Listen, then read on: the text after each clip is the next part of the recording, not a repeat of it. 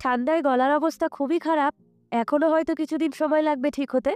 ততদিন তোমাদেরও আমার ভাঙা গলায় শুনতে হবে। আজ একটা ব্রেসলেট বানাচ্ছি। প্রথমেই লাগবে দুটো চেন। তাই ১০টা রাউন্ড বিডস ৫টা করে ইউপিন দিয়ে কানেক্ট করে দুটো ছোট্ট ছোট্ট চেন বানিয়ে নিচ্ছি।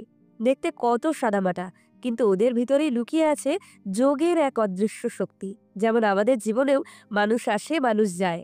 আমাদের সাথে জুড়ে থাকে শুধু স্মৃতি।